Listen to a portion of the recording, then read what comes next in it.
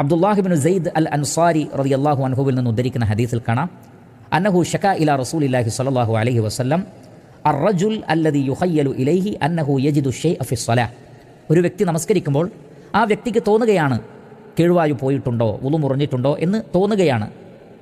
അങ്ങനെ ഒരു സാഹചര്യത്തിൽ എന്താണ് നബിയെ ഹുക്മ്, എന്താണ് വിധി എന്ന് പ്രവാചകൻ സല്ലല്ലാഹു അലൈഹി വസല്ലമയോട് വളരെ കൃത്യമായി ഈ വിഷയം ചോദിക്കുകയാണ്. ഫഖാല, അപ്പോൾ നബി സല്ലല്ലാഹു അലൈഹി വസല്ലമ പറഞ്ഞു, ലാ യൻസരിഫ്, നിങ്ങൾ നമസ്കാരം ഉപേക്ഷിക്കരുത്, നമസ്കാരത്തിൽ നിന്ന് പിരിയരുത്. ഏതുവരെ?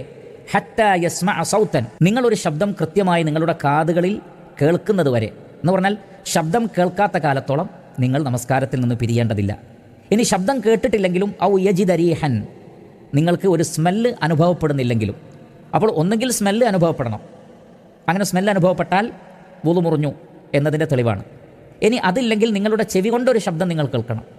ഇത് രണ്ടുമില്ലെങ്കിൽ മറ്റുള്ളത് കേവലം തോന്നലുകളാണ്, അല്ലെങ്കിൽ അത് വുളു മുറിയാൻ പാകത്തിലുള്ളതല്ല. അതുകൊണ്ട് നിങ്ങൾ നമസ്കാരത്തിൽ നിന്ന് പിരിയേണ്ടതില്ല. കാരണം അത്തരത്തിലുള്ള വസ്വാസുകളെ നബി സല്ലല്ലാഹു അലൈഹി വസല്ലമ ഇല്ലാതെയാക്കുകയാണ്. പല ആളുകൾക്കും ആ വിഷയത്തിൽ വസ്വാസാണ്, അതിൻ്റെ ആവശ്യമില്ല.